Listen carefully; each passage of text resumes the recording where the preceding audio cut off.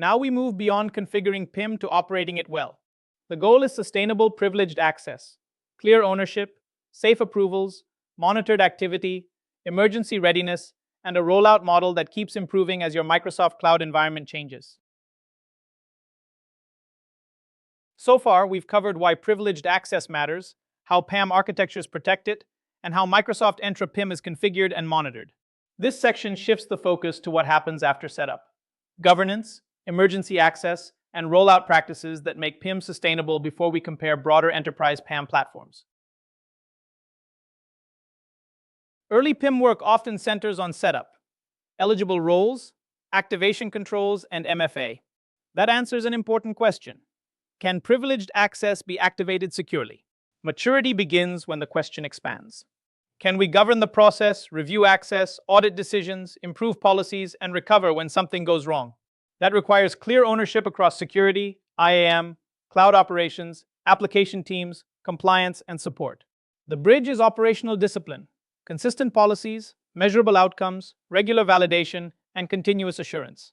At that point, PIM becomes less of a feature configuration and more of a managed privileged access program. A strong PIM governance model turns privileged access from an ad hoc request process into a controlled operating model.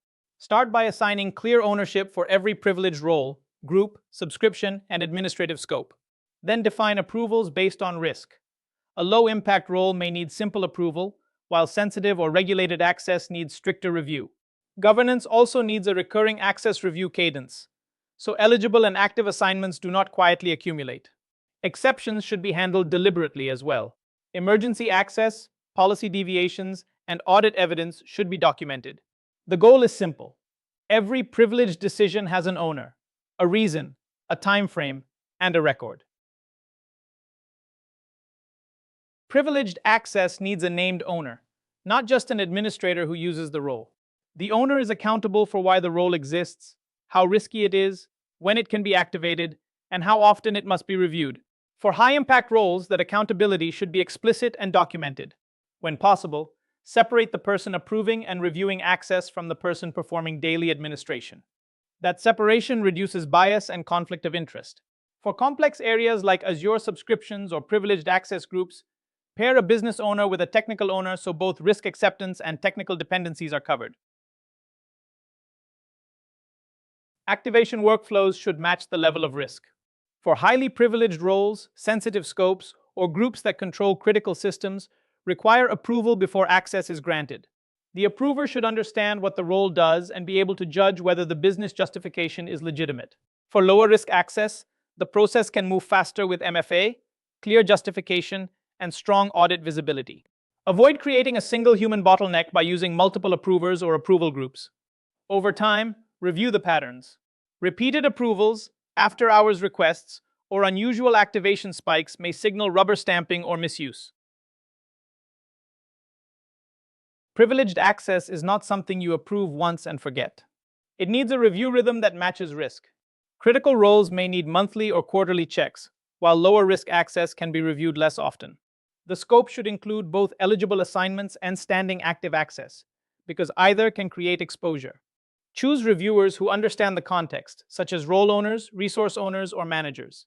Then close the loop by tracking completion, denials, ignored reviews, and repeated exceptions.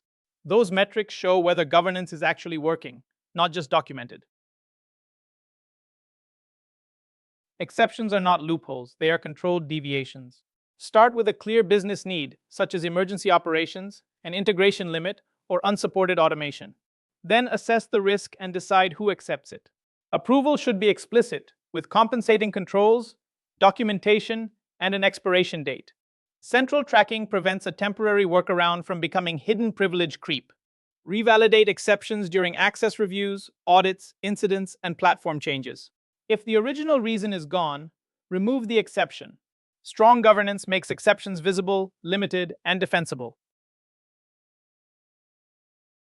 Audit readiness is built into daily PIM operations, not assembled after the auditor arrives. Start by documenting the rules: who can be assigned, how activation works, when approvals are required, and how often access is reviewed. Then preserve the proof. audit logs, review outcomes, alerts, approval records, and approved exceptions.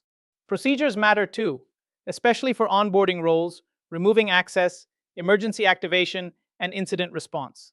When this evidence maps cleanly to frameworks like ISO 27001, SOC2, NIST, or PCI DSS, PIM becomes defensible, repeatable, and audit-ready. Treat break glass access as a controlled exception, not a convenience.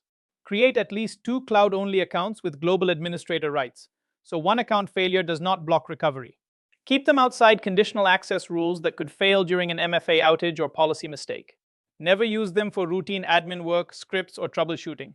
Store the credentials offline or in a tightly governed vault. Require documented approval and monitor every sign-in. Test the process periodically, but keep actual use rare and highly visible. Break glass accounts are different from normal privileged access. They may need exemptions from MFA or conditional access because those systems could be the very thing that is failing. But every exemption increases risk, so keep it minimal and documented. Use long, random, unique passwords stored offline or in a highly restricted vault process. Very few approved people should know how to retrieve them. Compensate with aggressive monitoring. Alert on any sign-in, password change, role update, or credential use. The goal is emergency availability with zero silent usage. Emergency access should be tested like any other recovery control, planned, observed, and documented. Schedule the test based on risk, often quarterly or semi-annually. Retrieve the credential using the approved process, sign in, and confirm the account can perform the required administrative action. Then verify the other side of the control. Alerts fire, sign-in logs show the event, and escalation reaches the right people. Finally, record who participated, when it happened, what failed, and what was fixed. The goal is confidence without turning break glass accounts into everyday admin accounts. A PIM rollout should begin with evidence, not assumptions. First, inventory where privileged access exists. Entra roles, Azure RBAC, groups, and administrative units. Then separate routine convenience from real need by finding permanent active assignments that can move to eligible just-in-time access. Next, classify each role by risk, usage frequency, business criticality, and operational impact, so the migration order is defensible. Finally, check readiness across MFA, conditional access, approvals, access reviews, and help desk support. This turns PIM from a security switch into a controlled operational change. Roll out PIM like a change program, not a switch you flip overnight.